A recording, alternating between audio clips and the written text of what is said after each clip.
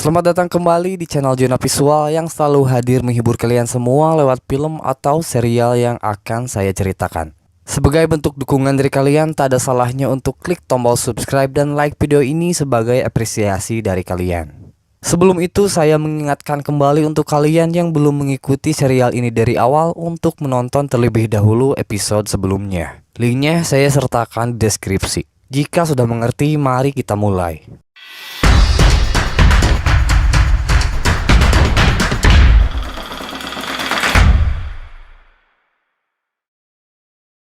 Di akhir episode sebelumnya, kita diperlihatkan Helga bertemu dengan seorang pria yang ciri-cirinya menyerupai dengan seorang pria yang ia temui di dalam mimpinya. Pria tersebut memberitahu bahwa kedua lengannya dalam keadaan terluka dan harus segera mendapatkan perawatan. Tanpa berpikir panjang, Helga membawa pria itu ke hadapan Queen Aslaug dan kehadirannya disambut dengan ramah oleh sang tuan rumah. Setelah ketiga wanita ini saling memperkenalkan, si pria memberitahu bahwa dirinya bernama Harbard.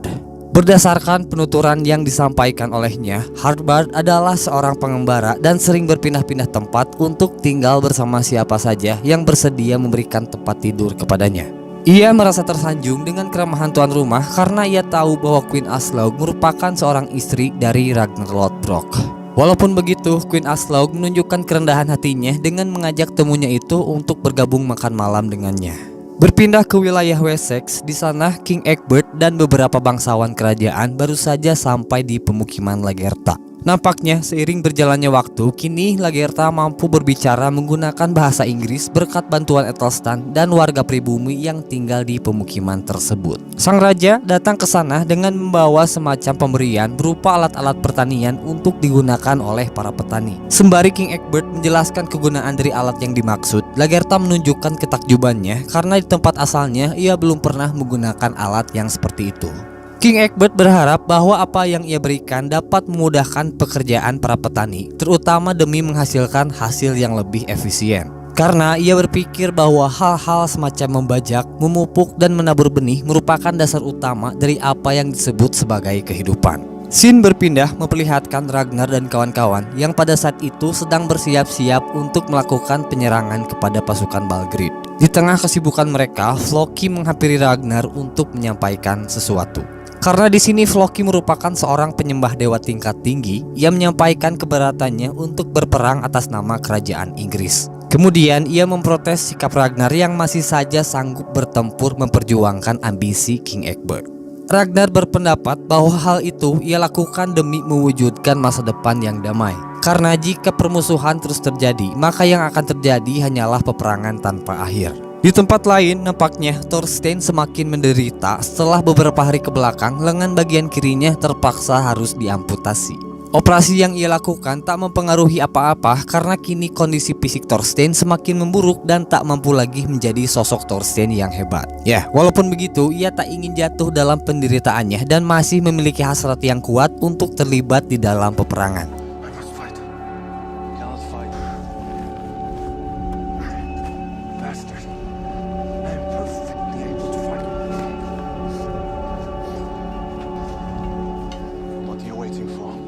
Singkat cerita, Ragnar dan kawan-kawan telah sampai di atas bukit tempat di mana Balgruuf beserta pasukannya melindungi diri. Dengan sangat yakin, Thorstein meminta izin kepada sang pemimpin untuk maju memeriksa keberadaan pihak musuh.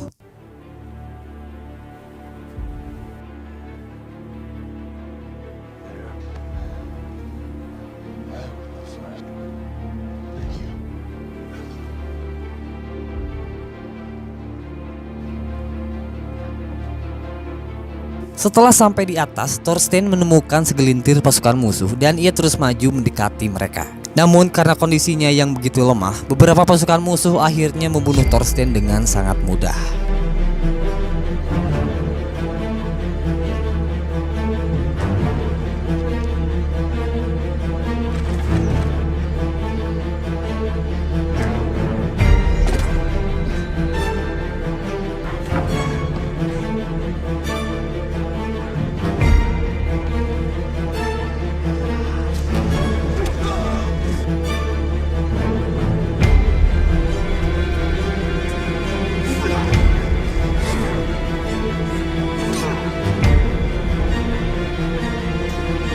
Beberapa saat kemudian dari bawah Ragnar dan pasukannya mulai bermunculan dan seketika pertempuran pun terjadi.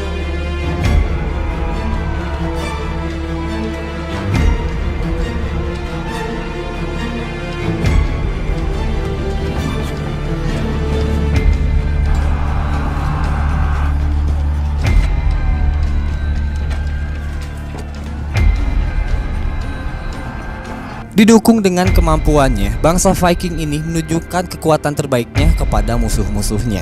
Ragnar selaku pemimpin dari mereka, seperti biasa ia mampu menghabisi lawan-lawannya tanpa sedikit pun kesulitan.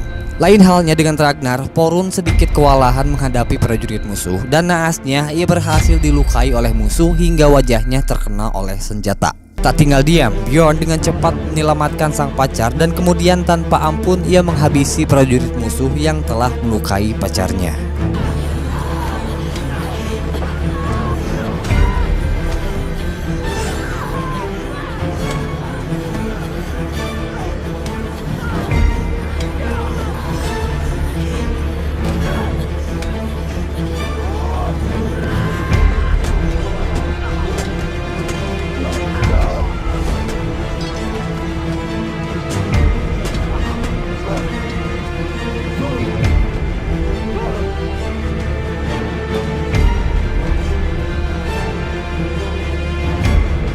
Sementara itu, Balgrid dan pasukan terkuatnya masih berlindung di antara tebing-tebing yang mengitari tempat tersebut.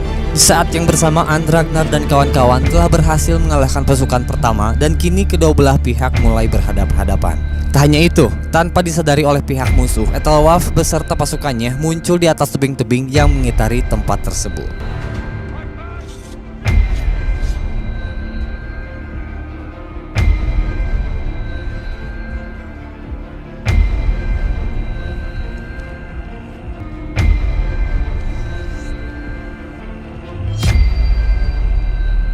Jelas di sini Balgrid tak bisa berbuat banyak karena ia dan pasukannya berdiri di tengah-tengah pasukan musuh. Muncul dari segala arah, panah-panah yang ditembakkan oleh pasukan Ethelwulf berhasil membuat pasukan Balgrid terpecah belah. Dilindungi oleh pengawalnya, Balgrid hanya bisa bersembunyi dan berusaha sekuat tenaga untuk melindungi dirinya. Sadar akan kekalahannya, pada akhirnya Balgrid berteriak menyatakan bahwa ia telah menyerah.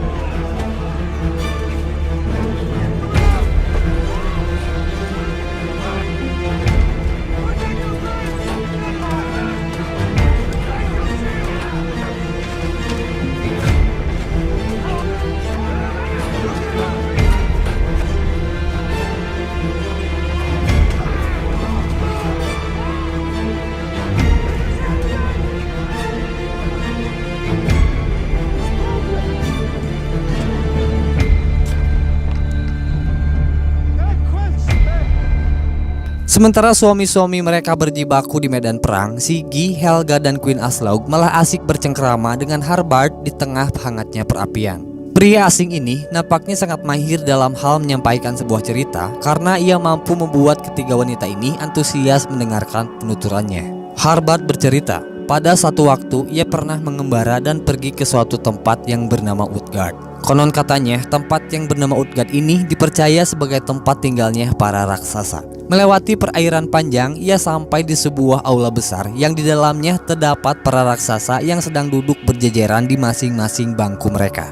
Ketika ia masuk ke sana, para raksasa tersebut melihat ke arahnya sambil menyeringai. Kemudian satu raksasa yang menurutnya sebagai raja bertanya apa keahlian yang dimiliki oleh dirinya. Kepada sang raja, ia berkata bahwa dirinya mampu menghabiskan satu kantong air penuh. Sang raja merasa tak puas dan ingin Harbard bergulat dengan raksasa tua yang dikatakan sebagai Eli. Dikala pertarungan dimulai, ia langsung melompatkan dirinya kepada raksasa tersebut. Namun karena Eli begitu kuat, ia dikunci dan dilemparkan sampai terjatuh. Setelah pergumulan yang menghabiskan tenaga, pada akhirnya Eli memaksa ia berlutut dan kalah. Mendengarkan penuturan Harbard, Siggy merasa tak yakin apakah yang diceritakan betul-betul Harbard. Akan tetapi, Helga berpendapat bahwa orang yang diceritakan oleh Harbard adalah Dewa Thor. Pembicaraan mereka terpotong ketika terdengar suara tangisan Ivar di dalam kamar. Dengan berbagai cara, sang ibu mencoba meredamkan tangisan sang anak, namun hal itu tak berhasil. Akan tetapi, hanya dengan usapan dan beberapa kalimat, Harbad dengan mudah membuat Ivar kembali tertidur. Listen to me, Ivar. That's it. Good boy. Oh, good, Ivar. Go to sleep. Good boy. That's a good boy. How did you do that? Berpindah ke istana Wessex, di sana King Egbert mengajak Lagertha ke dalam rumah mandi, tempat di mana sang raja sering menghabiskan waktunya. Lagertha merasa takjub melihat lukisan-lukisan yang tertera di dinding yang mengitari ruangan tersebut. Sang raja meyakini bahwa tempat tersebut merupakan peninggalan Romawi yang dulunya sering dipakai oleh bangsa Romawi untuk menghabiskan waktu membicarakan politik dan lain sebagainya. Masih berhubungan dengan peninggalan Romawi, King Egbert memberitahu bahwa di zaman dahulu bangsa Romawi telah membangun sebuah kota besar yang masih berdiri hingga saat ini. Kota yang dimaksud oleh sang raja yaitu Paris yang terletak di sebuah tanah yang disebut Francia. King Egbert menggambarkan bahwa kota Paris memiliki keindahan yang berbeda dengan kota-kota besar lainnya. Aethelstan menambahkan bahwa kota Paris ini berada di sebuah pulau yang dilindungi oleh benteng serta dinding tinggi yang mengelilinginya sejauh bermil-mil. Di saat pembicaraan usai, King Egbert dan Lagertha mulai terbawa suasana ke arah yang lebih intim. Menyadari bahwa hal itu merupakan sebuah dosa besar, Judith meninggalkan ruangan dan diikuti oleh Aethelstan. Dikala King Egbert dan Lagertha mantap-mantap, Judith merasa bimbang karena ia merasa telah berdosa. Walaupun sebenarnya ia sangat ingin melakukan hal yang serupa dengan Aethelstan. Right there in the water, in front of them. I didn't care. I wanted something to happen between you and me. Setelah ini kita berpindah ke Mercia, yang dimana di sana Ragnar dan Floki berduka dengan kematian sahabat mereka yaitu Thorstein. Kembali, Floki menyangkutkan kematian sahabatnya itu dengan keputusan yang dibuat oleh Ragnar. Bahkan ia menganggap bahwa Ragnar telah dihasut oleh Aethelstan untuk meninggalkan dewa-dewa dan beralih ke Tuhannya umat Kristen. Dengan bijak, Ragnar mengutarakan bahwa semua yang terjadi di sini sudah ditakdirkan dan siapapun tak bisa memilih akan hal itu. Kemudian, Ragnar meninggalkan Floki untuk melihat keadaan Porun yang terluka parah. Namun untungnya Porun masih hidup walaupun kini wajah sebelah kanannya tak lagi sempurna seperti sebelumnya. Tentu, di sini Bjorn sangat diberatkan dengan apa yang menimpa pacarnya tersebut. Kepada sang ayah, ia mengungkapkan penyesalannya karena telah membiarkan sang pacar ikut dalam pertempuran walaupun ia berfirasat bahwa pacarnya tersebut tengah mengandung anaknya. Jelas, mendengar hal itu Ragnar sangat marah dan kecewa karena Bjorn telah membiarkan hal itu terjadi.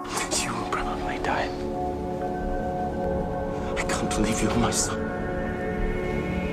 With your child in her belly. And I can't even look at you.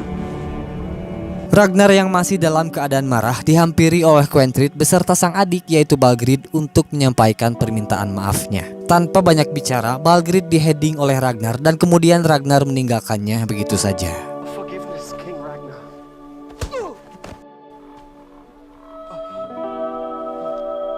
I forgive you. Sementara itu, penduduk Kattegat dikagetkan dengan ditemukannya jasad dua orang anak kecil yang tak sengaja ditemukan oleh seorang nelayan. Mengetahui hal itu, seluruh wanita di Kattegat khawatir kejadian serupa menimpa anak-anak mereka. Dari sudut pandang Siggy, ia merasa bahwa kejadian itu berkaitan dengan kedatangan Harbad ke Kattegat. Karena ia berpikir bahwa Harbad sendiri adalah seorang penyihir yang memiliki kekuatan semacam itu. Lantas ia bertanya kepada peramal apakah keterkaitan Harbad dengan kejadian tersebut. Jika benar Harbad memiliki kekuatan semacam itu, sang peramal melihat bahwa sosok Harbad menggunakan kemampuannya untuk hal yang baik. Menurut apa yang tergambar oleh dirinya, kehadiran Harbad ke Kattegat tidak tersangkut pautkan dengan kejadian tersebut. Beralih ke Wessex, di sana King Egbert dan para bangsawannya kembali ke pemukiman Lagertha untuk menyampaikan berita kemenangan yang telah diraih oleh Ragnar dan kawan-kawan.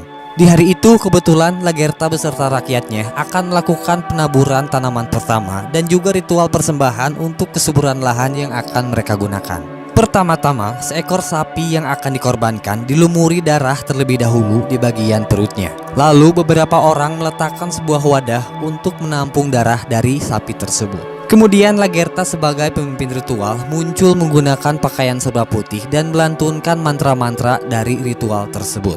Setelah pemimpin ritual selesai melantunkan mantranya, sang eksekutor menjaga kepala sapi yang akan dikorbankan. Darah dari sapi yang telah mati itu dilumurkan ke seluruh badan sang pemimpin ritual. Selanjutnya, sang pemimpin ritual dan beberapa orang lainnya meneburkan benih pertama ke lahan-lahan yang sudah siap untuk digunakan. Bagaimana kelanjutan ceritanya? Tunggu kami di episode selanjutnya. Cukup sekian untuk episode ini dan terima kasih telah menonton video ini sampai selesai. Mohon maaf bila ada salah-salah kata. Assalamualaikum warahmatullahi wabarakatuh.